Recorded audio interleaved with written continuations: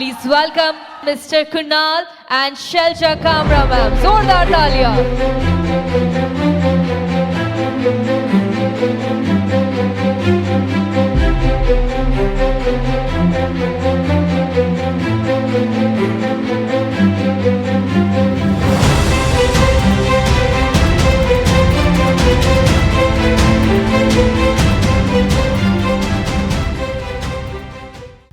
बहुत बहुत स्वागत है सर.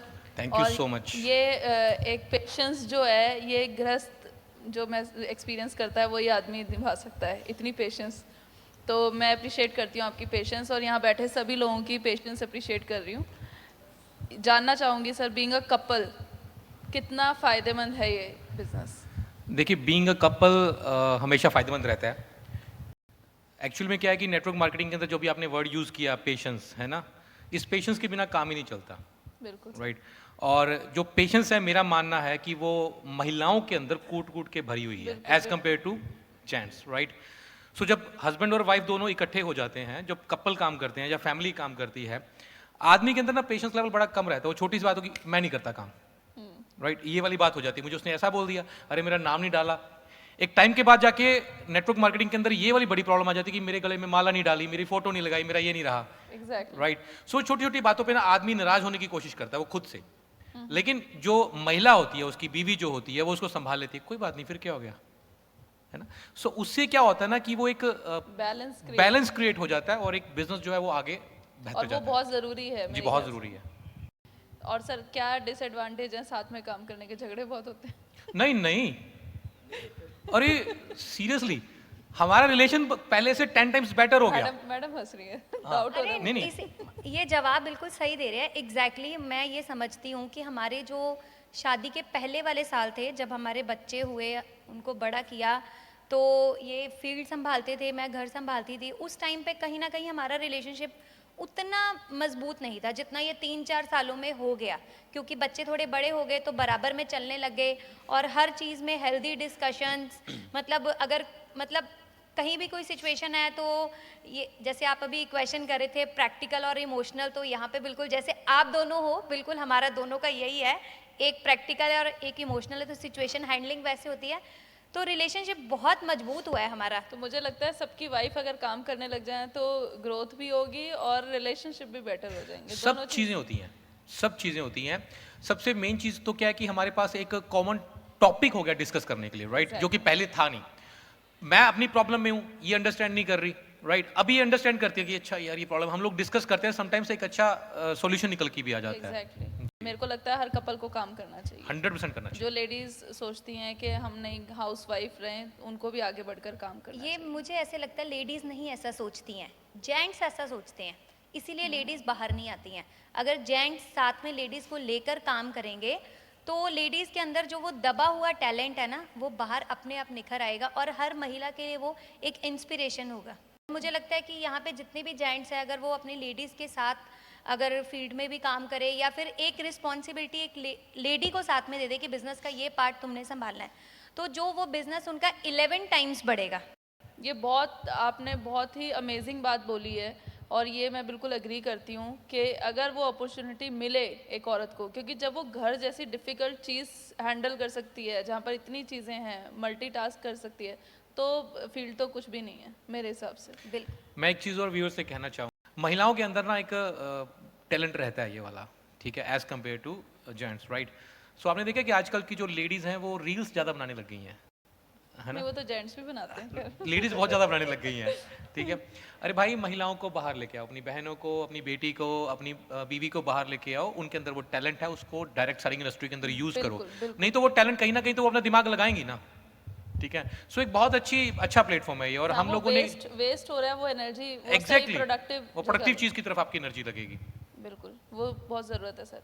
बाकी सर प्रोडक्ट या प्लान, मैं ये जानना चाहूँगी प्रोडक्ट कितना इफेक्टिव है या प्लान ज़्यादा इफेक्टिव है एक ग्रोथ? देखिए, ये ना एक्चुअली सवाल ठीक नहीं है एक्चुअली, क्योंकि दोनों चलेंगे, ये दोनों बराबर की लेन है. नहीं, कई क्या मेंटालिटी होती है, क्योंकि हम भी यहाँ पर काम कर रहे हैं, कुछ लोग बोलते हैं कि मैं तो कोई भी प्लान हो, प्रोडक्ट अच्छा होना चाहिए, हम सक्सेसफुल हो जी. जाएंगे. अल्टीमेटली प्रोडक्ट अच्छा होना चाहिए. अगर Product, sir. हाँ, मैंने आदमी के पास प्रोडक्ट जाके पहुंचा दिया, अब वो प्रोडक्ट का काम है कि वो दोबारा से रीसेल आए. एग्जैक्टली. तो आज की जो डायरेक्ट सेलिंग है और जो पहले डायरेक्ट सेलिंग थी उसमें क्या अंतर पाते हैं आप? देखिए, मैं फ्रैंकली स्पीकिंग, काफ़ी सारे लोग यहाँ पे बैठे हुए हैं, मेरा जो थोड़ा सा माइंड सेटअप है वो थोड़ा अलग है डायरेक्ट सेलिंग को लेके। डायरेक्ट सेलिंग जो है एक नोबल कॉज होना चाहिए। मैं मैनेजमेंट्स भी जो हैं सारी की सारी उनके अंदर भी एक इमोशंस होने चाहिए। बेसिकली हम लोग एक ना एम्प्लॉयमेंट क्रिएट करने वाली इंडस्ट्री है, हम लोग एक अच्छे प्रोडक्ट्स दे रहे हैं। तो बीइंग ना मैनेजमेंट, लोगों की ये सोच होनी चाहिए कि मेरे कंपनी के अंदर ज़्यादा से ज़्यादा लोग जो हैं एम्प्लॉयमेंट लें, ज़्यादा से ज़्यादा पैसा कमाएं और ज़्यादा से ज़्यादा जो है लोगों को प्रोडक्ट से फ़ायदा हो। और मेरा अगेन एक मानना है कि हमारे देश के अंदर 140 करोड़ की आबादी है। डायरेक्ट सेलिंग कंपनीज़ के अंदर ज़्यादातर कंपनीज़ में आप देखोगे कुछ ही लोग जो है वो पैसा कमा रहे हैं। सो आज की जो इंडस्ट्री है वो ये है कि इसमें ज़्यादा लोग ना 2 लाख 5 लाख 10 लाख की बात बाद में करते हैं, पहले उनको 10,000 15,000 20,000 चाहिए। सो आज की इंडस्ट्री के अंदर लोगों को जल्दी से जल्दी इनकम आनी चाहिए, मेरा ये मानना है। तो क्या सर स्टेप लेने चाहिए आज के डिस्ट्रीब्यूटर को इन ऑर्डर टू सक्सीड? किस तरीके से वो आगे बढ़े? देखिए, डिस्ट्रीब्यूटर्स को तो मेहनत करनी चाहिए, एक अच्छा कॉन्सेप्ट देखे।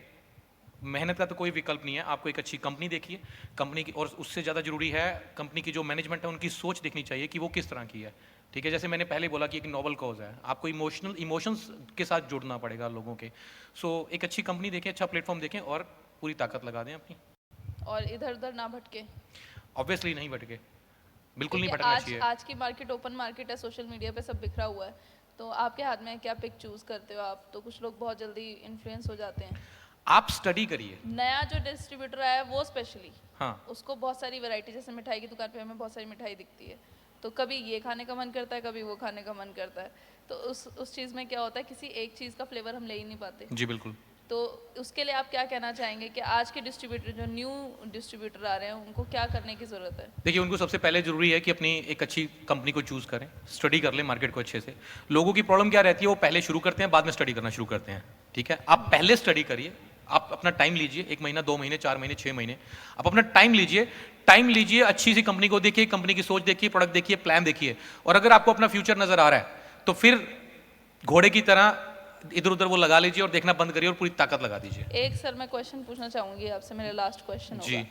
कुछ लोग मार्केट में क्या है, जो पुरानी कंपनीज जम गई हैं, ठीक है, मैं नाम नहीं लेना चाहूँगी, बड़ी कंपनीज जो जम गई हैं, वो कभी नहीं चाहेंगी कि छोटी कंपनीज पनपे या छोटी कंपनीज ग्रो करें। सपोर्टर्स स्टार्टअप है, जो मतलब कहने का मतलब है जिनको अभी कम टाइम हुआ है, दे आर ग्रोइंग, ठीक है, वो डेवलप कर रही हैं, तो वो कभी नहीं चाहेंगे कि वो, पर कुछ लोग सपोर्टर्स भी हैं, वो चाहते हैं, क्योंकि इंडस्ट्री तो ऐसे ही फ्लरिश होगी ना, कि जो स्ट्रॉन्ग है वो और स्ट्रॉन्ग होंगे, और जो फ्लरिश जो हो रहे डेवलप वो और डेवलप हों। तो उसके बारे में आप क्या कहना चाहेंगे? क्या उन कंपनीज का भी डेवलप होना इतना ही ज़रूरी है जितना वो विकसित है जो ऑलरेडी? 100% जरूरी है। अभी वो बात कर रहे थे, जितना कंपटीशन होगा उतना कंज्यूमर के लिए फायदेमंद है।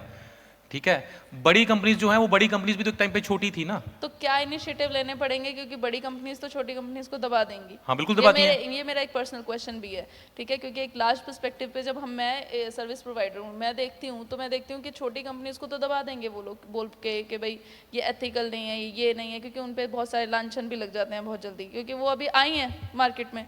तो कैसे वो स्ट्रांग होंगी वो छोटी कंपनी? मार्केट में एग्जिस्ट करने के लिए क्या जरूरी है? मार्केट में एग्जिस्ट करने के लिए आपको आपके सर्विसेज, एजुकेशन, बिजनेस प्लान और प्रोडक्ट्स के ऊपर काम करना जरूरी है, और बहुत अग्रेसिवली आपको मार्केट के अंदर काम करना पड़ेगा। कितना भी कर लो, कुछ भी कर लो, लेकिन मेहनत का कोई विकल्प नहीं है। अगर आप रात दिन काम कर रहे हो ना, आप किसी को भी बीट कर सकते हो। नहीं, वो तो है सर, मेरे को लगता है कि सबको इंटीग्रेट होना जरूरी नहीं है। जितनी भी कंपनीज है, अगर वो इंटीग्रेट हो जाएंगी, वो ये ना, एक लकड़ी तो टूट जाती है, पर सारी जब इकट्ठी हो जाती है, बन जाती है, तो टूट नहीं पाती। बिल्कुल एग्जैक्टली, लेकिन ये होता नहीं है प्रैक्टिकली। अगर मैं बात करूं तो ये होता नहीं है। मानते हैं ये एक प्रॉब्लम है? 100% प्रॉब्लम है ये। अगर सब इकट्ठे हो बड़ी जाए तो कंपनियां एक बार स्टैब्लिश हो गई हैं तो वो ये भूल जाती है कि हम भी कभी छोटी कंपनियां थी। वो छोटी कंपनी को एक छोटे नजर, अरे ये छोटी कंपनियां हैं, ठीक है, एक टाइम पे आके जो बड़ी कंपनी अपनी भक्ति करवानी शुरू कर देती हैं। मतलब कोई बंदा कंपनी चेंज कर ले तो उसने अपना बाप बदल लिया। हम अगर देखें तो हम खुद भी एक डेवलपिंग नेशन है, तो है, Yes. हम कौन सा विकसित देश है? हाँ। पर हमारे पास अपॉर्चुनिटी कितनी ज्यादा है। जो डेवलपिंग स्टेज पे होता है उस पे अपॉर्चुनिटी हमेशा ज्यादा होती है। तो एक जब कंपनी जो डेवलप हो रही है उसके पास अपॉर्चुनिटी ज्यादा होगी कंपेयर टू डेवलप्ड, जो एक कंपनी ऑलरेडी बन चुकी है, तो उसका डेवलप होना बहुत जरूरी है। जी बिल्कुल जरूरी है। वो पनप रही है तो उसको और कंपनीज के साथ मिलके स्ट्रांग होना चाहिए या नहीं? देखिए, होना चाहिए। मैं अगेन, जो आप बात बोल रहे हो ना, ये होनी चाहिए, लेकिन ये हो रही है, ये नहीं हो रही। हर आदमी चाहता है कि मेरी जो कंपनी चल रही है वो बस वो चलती रहे, बेटर चलती रहे, लेकिन तो वो जो कई बार तो हम लोगों को ये भी देखते हैं कि छोटी कंपनी को पनपने नहीं देते, कुछ ऐसी चीज़ें कर देते हैं कि उनको काम ही नहीं करने देंगे, ठीक है। और जो छोटी कंपनियां आ भी रही हैं वो कहाँ से आ रही हैं, वो कोई ना कोई बड़ी कंपनी में काम करने वाला आदमी ही जाके वो छोटी कंपनी को जाके रन करता है या उसको चलाता है। बिल्कुल। सो कहीं ना कहीं आपकी वाली बात ठीक है, लेकिन ये नहीं होना चाहिए। इसी वजह से तो हम लोग हमेशा गाइडलाइंस के बाद एक लॉ की डिमांड कर रहे हैं कि एक अच्छा एक लॉ आए, सिस्टमेटिक हो, बंदा गाइडलाइंस को फॉलो करता हुआ अपनी कंपनी को चलाए और उसको हक है चलाने का। बिल्कुल। और सर इसी मंच से मैं ये बात कहना चाहूँगी, इसी के एडिशन में हमने डी शार्क एक सोशल ग्रुप की स्थापना करी। उसके अंदर हमने सारी जो कंपनीज ग्रो कर रही हैं उन सबको जोड़ा, और वो एक म्यूचुअल अंडरस्टैंडिंग से आपस में एक दूसरे को सपोर्ट करते हुए ग्रो कर रही हैं। उसकी हमने पहली मीटिंग भी करी रेडिसन ब्लू में। मैं बताना चाहूँगी इस मंच से, क्योंकि हम चाहते थे कि हम इंटरनली ही ग्रो करें, क्योंकि अगर हम एक दूसरे की स्ट्रेंथ बनेंगे तभी आगे बढ़ पाएंगे। बिल्कुल। तो एक इनिशिएटिव हमने भी लिया है, आज मैं इस मंच से बताना चाहूँगी, क्योंकि मेरे को लगता है एक छोटी मछली जो होती है उसको बड़ी मछली खा जाती है। हम चाहते हैं हम सारी छोटी मछली इकट्ठे होके एक सुरक्षा कवच खुद ही बनाएं, अपने आप को स्ट्रॉन्ग करें। तो ये सोशल ग्रुप है, तो आप भी अगर आपके कांटेक्ट में कोई है जो चाहता है इससे जुड़ना, क्योंकि सिर्फ एमडीज को ही अलाउ है कि वो जुड़े, क्योंकि कॉन्फिडेंशियल बहुत सारे कॉन्टैक्ट्स हैं, और एक बार तालियां इनके लिए, बहुत अच्छा काम कर रहे हैं ये एक सोच मेरी थी और हम दोनों की थी कि ऐसा हो कि हम एक्चुअली क्या है ना सर, हम वो काम करना चाहते हैं जो इंडस्ट्री के लिए फायदेमंद हो जी। हम किसी को पर्सनल बेनिफिट देने के लिए यहाँ पे नहीं आए जी हैं। बिल्कुल। ठीक है, तो हम वो काम करना चाहते हैं कि इंडस्ट्री को बेनिफिट हो, हर एक डायरेक्ट सेलर को बेनिफिट हो। हमने DSGWA की बात करी क्योंकि वो एक बहुत अच्छा इनिशिएटिव था FDSA के द्वारा। तो वो आगे बढ़ाना, उसको आगे लेके चलना, वो किसकी रेस्पॉन्सिबिलिटी है? हम सबकी रेस्पॉन्सिबिलिटी है सर, जितने भी डायरेक्ट सेलर्स हैं। और यही स्टेप्स हैं सर हमारे, जो हम लोग ये प्लेटफॉर्म लेके आ रहे हैं, इसी से इवॉल्व आएगा सर। इसी से लोग साथ में बैठना शुरू करेंगे, एक दूसरे की बातें करना शुरू करेंगे और फिर अपने काम में लग जाएंगे। ठीक है ना, उनको ये मतलब नहीं रहेगा कि मेरे को डर लग रहा है कि आज मैं कुणाल जी के साथ बैठा हूँ, या मैं दीपक जी के साथ बैठा हूँ, या अनिल कुड़ी जी के साथ बैठा हूँ। अरे यार, उनके साथ बैठे हैं तो नॉलेज लेके जाएंगे कुछ ना कुछ। उनके पास 20 साल का एक्सपीरियंस है इंडस्ट्री का। जब ये भावना शुरू हो जाएगी ना सर इंडस्ट्री में, तब चीज़ें मज़ेदार होने लग जाएंगी। ये आपने बिल्कुल सही बात बोली। DSGWA के साथ मैं भी एक टाइम पे जुड़ा हुआ था, मैं वाइस प्रेसिडेंट था वहाँ पे, काफ़ी साल पहले की बात है। तो अगर मुझे भी 16-17 साल का इस इंडस्ट्री के साथ हो गए हैं मुझे जुड़े हुए, और आप मानोगे मुझे बहुत सारे लोग मिलते हैं, कई बार बात भी चलती है कि आपकी कंपनी मेरी कंपनी, तो मैं एक ही सवाल करता हूँ कि भाई अगर आपको आपकी कंपनी के अंदर फ्यूचर नजर आ रहा है, आप खुश हो, तो वहाँ काम करते रहिए, मेरी बेस्ट विशेज आपके साथ है। लेकिन अगर नहीं नजर आ रहा तो हम इस टॉपिक के ऊपर बात करेंगे, अदरवाइज नहीं। और मैं चाहता हूँ सभी को यही करना चाहिए कि सामने वाले को अगर वो वहाँ पे सेटिस्फाइड है, खुश है, उसको अपना फ्यूचर नजर आना चाहिए, तो उसके साथ इस तरह की कोई बात नहीं करनी चाहिए। एक दूसरे को सिखाओ, इंडस्ट्री की बात करो। अभी तो भाई 140 करोड़ की पॉपुलेशन है, कहाँ है हम लोग? अभी तो हम लोग पूरा का पूरा देश बाकी पड़ा हुआ है इस इंडस्ट्री को आगे लेके। In short, working culture develop करना चाहिए। एग्जैक्टली, एक हेल्दी कंपटीशन होना चाहिए, वर्किंग कल्चर होना चाहिए, एक दूसरे को आगे बढ़ाने की भावना होनी चाहिए। सब कंपनियों के अंदर कुछ ना कुछ अच्छा रहता है। Thank you very much sir Kunal ji, thank you very much, thank you सैल जी।